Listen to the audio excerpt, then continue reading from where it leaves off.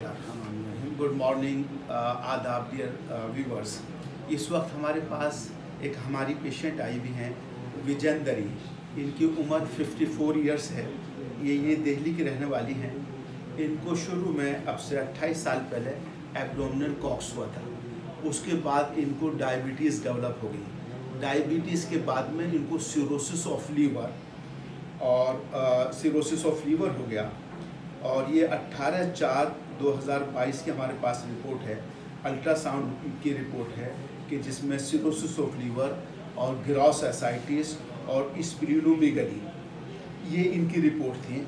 Urine में इनकी पस सेल्स 20 से 25 थी और इनका KFT इनको CKD है, क्रॉनिक किडनी डिजीज़, जो कि इसी के नतीजे में पैदा हो जाता है। तो जब ये आई थी तो 18/4/22 की रिपोर्ट थी इनके पास। वो था 95, यूरिया 95, क्रेटिनिन 1.49 और इनका यूरिक एसिड 6.2 था। उसके बाद में 30/8/2022 30 अगस्त की ये रिपोर्ट है। हमारा इलाज शुरू हुआ इनको 22 अगस्त से और ये 30 अगस्त को जब हमारे पास ही आई थी तो हमने कहा था आप टेस्ट करा लो। तो उस वक्त इनका ब्लड यूरिया 105 था, जो अब 16/9/22 को 105 की जगह 28 ब्लड यूरिया रह गया। पहले 1.85 उनका सीरम क्रिएटिनिन था और अब है 0.96। इनका यूरिक एसिड 6.2 था, अब 4.3। तो जो किडनी फेल्योर के अंदर ये पेशेंट हमारी चली गई थी, वो किडनी फेल्योर का अभी जो रिपोर्ट करा के आई। और ये रिपोर्ट हम अपने अस्पताल में नहीं कराते, हम मरीज से कहते हैं कि जहाँ से आपका दिल चाहे या जहाँ से आपने पहले कराई हो, ये पहले वहीं से आप करा के लेकर आएँ। चूँकि उसमें कुछ बायस भी हो सकता है कि अगर हम अपनी रिपोर्ट कराएंगे तो हम कर सकते हैं कि कुछ उसमें मैनिपुलेशन हो जाए। लेकिन हम मरीज से कह देते हैं आप जहाँ से चाहें या जहाँ से पहले करा के लेकर आ रहे थे आप वहाँ से कराएँ। दिखाना रिपोर्ट। तो ये थी रिपोर्ट। अब इस वक्त इनका किडनी फंक्शन बिल्कुल नॉर्मल हो गया है और सिम्टोमेटिक भी ये महसूस कर रही हैं। और ये कितने दिन में हुआ? सिर्फ 1.5 महीने के अंदर। 1.5 महीने के अंदर kidney function, blood urea normal होगा। जबकि डायलिसिस से भी हम देखते हैं कि इतनी जल्दी नहीं होगा। अच्छा, इनको जो है हमने परहेज़ वगैरह बताया था। ये देखिए हम आपकी रिपोर्ट्स भी हम बता देते हैं।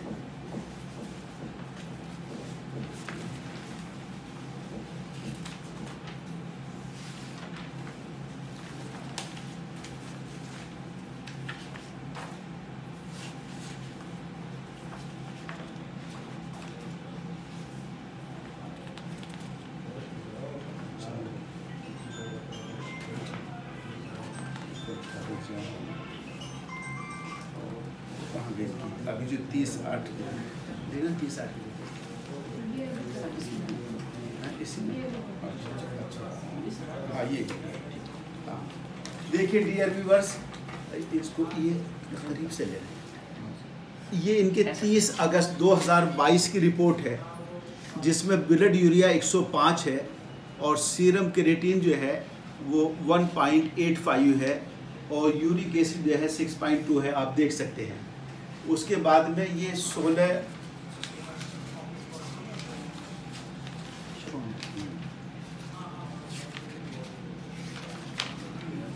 ये देखिए, ये भी रिपोर्ट मोहल्ला क्लिनिक, कहाँ के है मोहल्ला क्लिनिक? मदनगीर। ये रिपोर्ट मोहल्ला क्लिनिक मदनगीर की रिपोर्ट है जिसमें ब्लड यूरिया जो है वो 28 है और सीरम क्रिएटिनिन 0.96 है और यूरिक एसिड 4.30 है। डियर फ्रेंड्स, ये इनकी अल्ट्रासाउंड की रिपोर्ट्स है।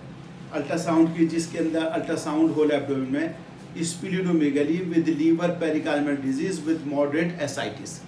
तो ये क्लियर कट हमारे पास दोनों चीज़ें हैं कि she is suffering from the chronic liver disease with moderate ascites, splenomegaly and chronic kidney disease और CRF जिसको कहते हैं क्रॉनिक रीनल फेल्योर। तो पेशेंट हमारी दोनों चीज़ों में इम्प्रूवमेंट हुआ। लीवर फंक्शन बिल्कुल नॉर्मल, किडनी फंक्शन भी नॉर्मल है और लीवर फंक्शन भी नॉर्मल है और पहले से हीमोग्लोबिन में भी इजाफा हुआ। अब हमारी ये पेशेंट आपको खुद बता देंगे कि ये कहाँ कहाँ इन्होंने इलाज कराया और क्या इनको बता दिया था और क्या इनको फ़ायदा हुआ। अब आप बताइए, आपने कहाँ कहाँ इलाज कराया, क्या बताया आपको? नमस्ते डॉक्टर साहब, हमें सभी जगह दिखाया और हमारा ये ऑपरेशन हुआ था पित्त की थैली का। सन 2019 से हम बीमार ज़्यादा सख्त चल रहे हैं। हम मेरठ में, हमारा घर पूरा बर्बाद होगा पैसे की तरफ से, घर बिल्कुल खाली हो गया। डॉक्टर ने बोला कि ना कहीं भी ले जाओ, ये नहीं बचेंगे, अपने घर ले जाओ इन्हें, बस वहीं रखना। फिर वहाँ से सफदरजंग लेकर आए, सफदरजंग में भी दिखाया, थोड़ा ठीक हुआ, आराम पड़ा, लेकिन वैसा नहीं हुआ।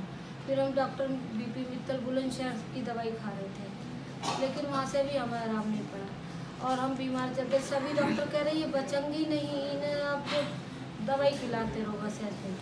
हमने पूछा भी, लेकिन हमारे पड़ोस में एक लड़का है सामने, उनका भाई भी आया था, वो भी स्टेज पे था मरने की बात, लेकिन जब डॉक्टर साहब मजीदिया में थे 4 साल पहले, लेकिन वो 4 दिन की दवाई खा कर 5वें दिन अपने काम पे चले गए। आज भी वो हैं जिंदा बेचारे, अपने बच्चे जवानों को पाल रहे हैं। और मैं डॉक्टर साहब के यहाँ 3 हफ्ते हुए हैं, यहाँ पे आते आते। ये हॉस्पिटल का नाम है कालंदी। तो मैं डॉक्टर साहब के पास यहाँ 3 हफ्ते से आ रही हूँ और मुझे आराम पड़ रहा है। डॉक्टर साहब से मैंने आज बोला भी, डॉक्टर साहब हम नहीं जी पाएंगे तो क्या फ़ायदा दवाई का। डॉक्टर साहब ने हमारी रिपोर्ट पढ़ के बताई, हमने रिपोर्ट भी नहीं दिखाई अब की बार किसी को, छुपला कर रख रखी थी। और लेकिन डॉक्टर साहब कह रहे नहीं आप ठीक हो, और हमें हर 3 महीने बाद ब्लड चढ़ाना पड़ता। सब कह रहे नहीं बचेंगे, ऐसे ब्लड चढ़वाएंगे बस बच जाएंगे थोड़े बहुत दिन फिर चल। जो आपको तकलीफ महसूस होती थी वो क्या क्या तकलीफ महसूस हुई और उसमें क्या आराम हुआ? ये हमें ऐसे सांस नहीं आती थी, ये पानी सा, ये पेट में पानी ऊपर को ऐसा करते रहते थे। अभी हमें थोड़ा नींद भी आती है डॉक्टर साहब की दवाई से, और हमें हल्का फुल्का ऐसा लग रहा कि हमें भूख भी लगती है। और हेमोग्लोबिन तो हमारा 5 ही हो जाता था, 4-5 जब ब्लड चढ़ा। और अभी हमें नींद भी आ रही है, हमें थोड़ा अच्छा महसूस। हम थोड़ा दुकान, छोटी सी एक दुकान धर रखी है, उस पर बैठते हम देखते।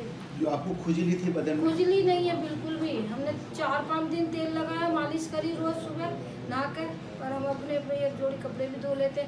घर का भी थोड़ा बहुत अपना काम खाने पीने का करते, झाड़ू पोछा भी, खाना भी बनाती हूँ। पहले उतना नहीं जाता। और ये डंडी बीच में छूट गई, सारे डॉक्टर साहब अब हमें फिर दोबारा छुटा देंगे, पता नहीं। बैलेंस नहीं बनता था, अभी कुछ आराम है, हमें बैलेंस लग रहा है, बन रहा है। तो डियर फ्रेंड्स, आप पेशेंट के मुंह से जो दवा खाने के बाद में इम्प्रूवमेंट है वो पेशेंट बता देते हैं। दूसरा जो रिपोर्ट्स होती हैं KFT, LFT, अल्ट्रासाउंड, वो पैरामीटर हमें बताते थे कि पहले से पेशेंट को कितना इम्प्रूवमेंट हुआ। तो हमें भी यकीन हो जाता है, बगैर रिपोर्ट के पता नहीं चलता कि कितना इम्प्रूवमेंट है। तो हमें भी खुशी हो रही है कि हमारे पेशेंट का LFT भी नॉर्मल हो गया और KFT भी नॉर्मल हो गया। तो अगर ऐसे कोई पेशेंट है तो वो भी यूनानी ट्रीटमेंट करा के इससे फ़ायदा उठा सकते हैं और अपनी बीमारी से बच के अपनी सेहतमंद ज़िंदगी गुजार सकते हैं। Thank you so much.